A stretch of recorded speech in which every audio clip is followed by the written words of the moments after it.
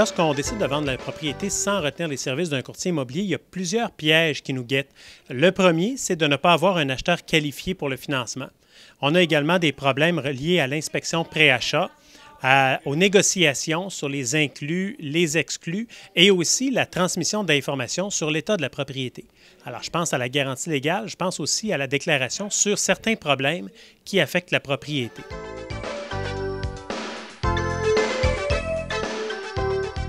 Les problèmes qu'on voit les plus souvent lorsque les gens transigent chez un courtier, c'est la question du financement.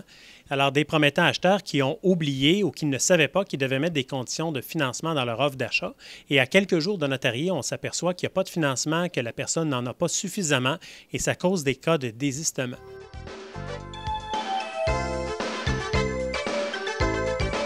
Pourquoi est-ce que ce serait qu'on aurait l'impression que vendre une maison sans courtier, c'est facile? Bien évidemment qu'il y a des publicités qui vont en ce sens-là. On a vu des publicités où on a dit aux gens que de faire chauffer une tarte aux pommes et de sourire et de mettre du sang-bon dans la maison, c'est tout ce qui compte. Mais quand les gens savent réellement tout ce que ça implique sur le plan légal, conseiller, négociation, d'affaires, humain, on s'aperçoit que c'est pas mal plus compliqué que ça n'a l'air.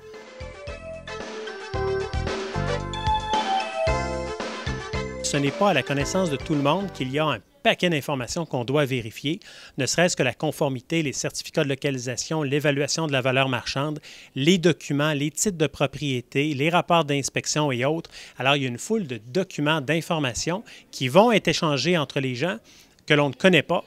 Et si on les connaît, bien, ce n'est pas toujours facile de les traiter correctement.